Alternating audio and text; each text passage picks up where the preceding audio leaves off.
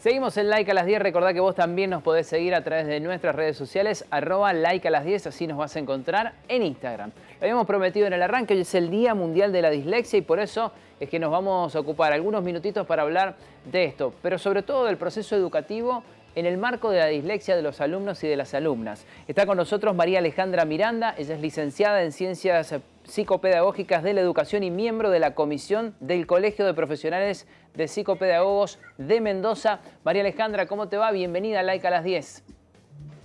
Buen día, muy bien, ¿cómo están ustedes? Muy bien, con muchísimas ganas de preguntarte acerca de la dislexia. ¿Por dónde empezamos?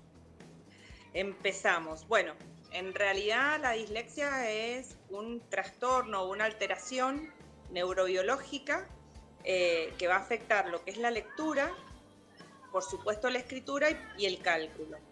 Por ahí es muy común en el ámbito escolar, en el ámbito educativo, detectar esta dificultad, porque es donde más la vamos a utilizar. Después en la vida escribimos a medias, leemos a medias y circulamos, ¿verdad? Pero en el ámbito educativo es donde todo pasa por el código escrito, por el código oral. Es algo muy interesante, la dislexia es una dificultad específica en el aprendizaje. Hay una ley, por eso es el Día Mundial, hay una ley que contempla que todo niño con dificultad tiene derecho a garantizar oportunidades de aprendizaje. Quiere decir que si yo tengo una dislexia, tengo la oportunidad de transitar una escolaridad común con algunos ajustes, apoyos o acompañamiento que permitan que yo tenga un buen proceso de aprendizaje. ¿Qué tiene de interesante la dislexia? Que es un trastorno bastante invisible, mucha gente lo padece y no nos damos cuenta, se da cuenta su familia, a lo mejor es una persona que responde en forma muy lenta, notamos que no tiene la velocidad de otro hijo o de otro alumno, si estoy siendo la docente de ese grupo. Sin embargo, está la dificultad y hace que la persona genere mucha energía, preste mucha atención en compensar la dificultad. Entonces ahí es donde vemos que el estudiante o la persona que tiene dislexia agota la energía en tratar de sincronizar esta lectura para poder después ir a la escritura. ¿Qué es lo más común o lo más vulgar que decimos? Que una persona con dislexia tiende a omitir, tiende a rotar, tiende a escribir en espejo, ¿verdad? Eso es lo más común, lo que decimos vulgarmente. Pero en realidad, o que tiene muchos errores ortográficos, pero en realidad esto tiene que ver con que es un trastorno bastante severo que afecta el proceso de la lectoescritura y que para que haya una afectación en el proceso, primero tengo que aprender a leer y escribir. ¿Qué les quiero decir con esto? Que un chico aprende a leer y escribir entre primero y segundo grado, lo que decimos la unidad pedagógica. Es decir, que yo en segundo grado, cuando ya pasó por ese proceso de alfabetización, podría estar en condiciones de decir que hay una dislexia. Sí voy a tener indicadores precoces o previos que me van a dar pautas de que hay un trastorno, pero hasta que no esté alfabetizado no lo puedo de alguna forma diagnosticar o hacer evidente.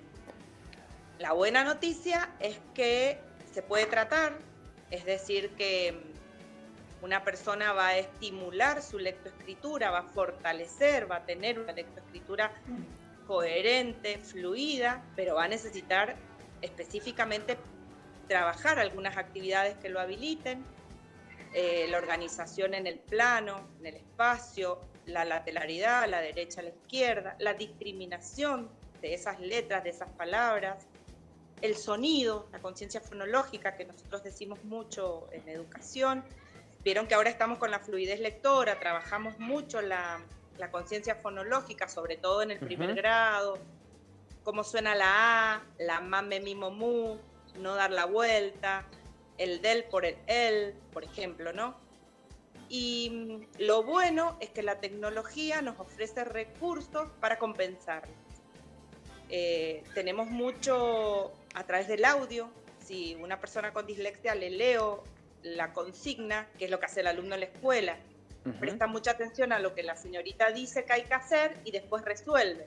Ahora, si tiene que leer solito para resolver, toda la energía quedó en la lectura y no la aplicó en la ejecución. Entonces vemos errores en la ejecución, pero porque se demoró mucho en intentar comprender lo que había que hacer. Digo con tecnología porque a través de herramientas o aplicaciones digitales específicas para la dislexia se va compensando este proceso o se va educando esta lectoescritura y se va pudiendo resolver.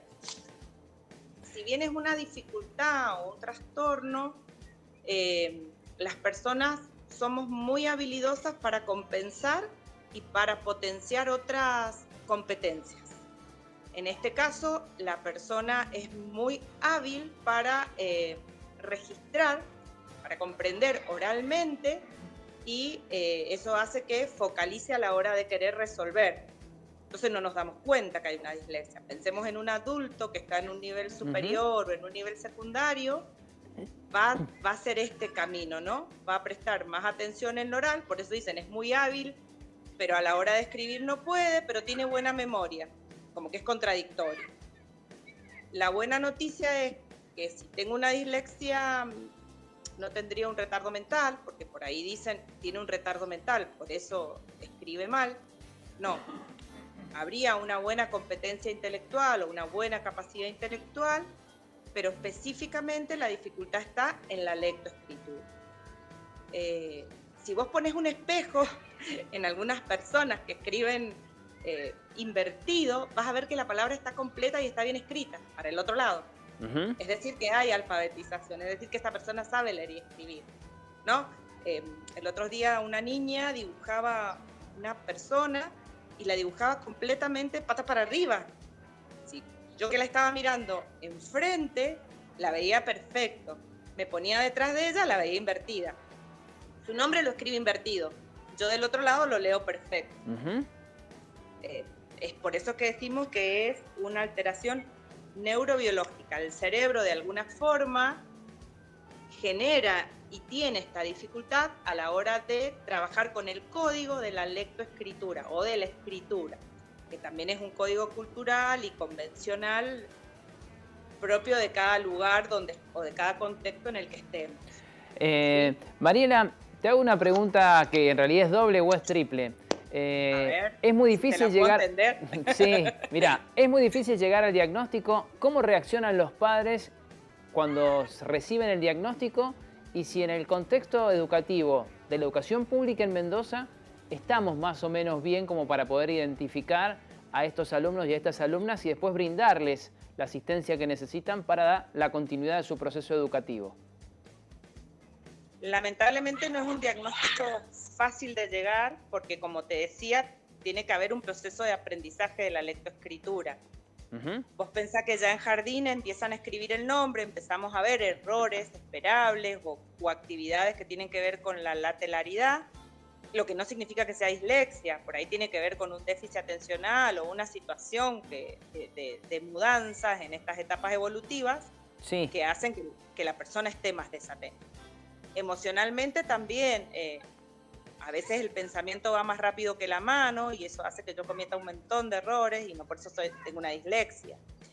Entonces necesitamos tiempo para el diagnóstico y también tiempo para pensar otras estrategias escolarmente, que es el desafío del docente, porque no todos tienen dislexia, el grupo es numeroso y hay distintas situaciones individuales para generar una propuesta pedagógica, y ahí es donde el docente va por ensayo y error intentando llegar por distintos caminos. Y para la familia es muy angustiante porque todos los papás nos olvidamos, esto es el noviazgo, nos olvidamos de que le costó aprender a leer y escribir a nuestro hijo y cuando tenemos otro niño en primer grado, de nuevo, ay, al otro no le costó decir. Y hay mucha ansiedad para que aprenda a leer y escribir un niño y hay una alegría muy grande cuando aprende. Como que pasa a la autonomía, pasa a ese ojo del gran hermano externo que te dice, va bien el chiquito. Pero cuando esto no se produce, o esto está contaminado, o está sucio, o tiene estas interferencias, genera mucha angustia en la familia, ¿no? Y lo primero que dicen es: no puede aprender, no es inteligente. Claro. Cuando en realidad puede aprender, es inteligente, pero con la lectoescritura, viejo, no andamos. Digo, uno empieza a deshojar la margarita y a mostrarle el escenario al papá. Yo siempre les digo: mira qué inteligente que es, bueno, vamos a trabajar esto. Porque esto también va haciendo que este proceso se vaya aceptando y se vaya pensando cómo acompañar. El leer en voz alta, ayer hablábamos en un jardín, cuando, viste, nosotros los papás le leemos al niño de chiquito y como no vemos bien, ¿qué hacemos? Con el dedo vamos guiándonos por el renglón, ¿verdad? Claro. Cuando el niño ve eso, replica eso, repite, copia eso. Entonces, un niño de jardín toma un cuento sin saber leer, sigue la hilerita de palabras, como que busca un sentido, inventa. Imaginación, genial. Eso es algo que se va aprendiendo. Es que te digo que hay algo en el ambiente, que hay algo cultural, y es lo que después repite.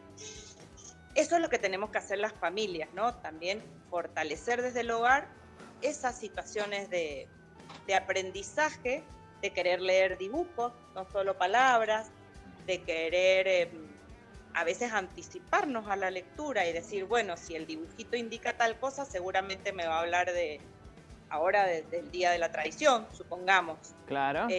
Entonces, yo voy generando rutas en mi cerebro con vocabulario. Nosotros vamos a decir con caudal de vocabulario, con palabras. Y esas palabras van a tener un significado, un sonido y una coherencia. Entonces, vamos generando rutas auditivas que también en lo visual lo voy a registrar y lo voy a plasmar con la mano en el plano escrito. En realidad es complejo porque lo voy a abordar por distintas líneas, pero es interesante. No se va a curar la dislexia, va a estar en el nivel superior y va a seguir siendo un estudiante universitario con dificultades en la lectoescritura, no en la comprensión, no en la memoria, posiblemente, a lo mejor sí por este mismo agotamiento que te digo, pero va a poder. Tenemos mentes brillantes del arte, de la cultura, con dislexia, que activaban su audición, su memoria y su oratoria ante su dificultad de lectoescritura, ¿o no? Esto, viste, como que es interesante. Bien. No sé si responde a tu pregunta porque era difícil la que me hiciste. Sí, muy bien. Muy bien, Mariela. La verdad, muchísimas gracias por habernos dedicado estos minutos y sobre todo el conocimiento, la enseñanza, la información que es tan importante en estos casos y en todos los casos. Y por haber también dedicado estos minutos en medio de tu jornada laboral, muchísimas gracias. Te mandamos un abrazo grande y esperemos haber llevado algo de información también a los padres desde acá, desde Laica a las 10. Seguro. Hay que sentarse con los hijos, hay que sentarse con los estudiantes, hay que acompañar los procesos de aprendizaje. Uno tiene momentos en solitario, pero el otro es un gran maestro, colabora y lo hace más motivador a la instancia de aprendizaje. Y no todo fracaso implica freno. Ahí implica, voy por otro lado. Y esto es lo que tiene la dislexia. Porque otro lado tengo que ir. La persona no va a cambiar, pero voy a cambiar la estrategia. Yo adulto, yo docente, o yo responsable, ¿no? Esta me parece que sería como una síntesis para considerar. Muchas gracias, te mandamos un abrazo grande. Un gusto, que tengan buena mañana, hasta luego. Gracias. Esta entrevista y todos nuestros contenidos vos los podés volver a ver a través de nuestro canal de YouTube. Nos encontrás como Laica a las 10 y después lo podés ver y compartir también, dejarnos algún comentario. Vamos a hacer una nueva pausa, nos queda muchísimo más para compartir con todos ustedes. Hasta las 12 les hacemos compañía.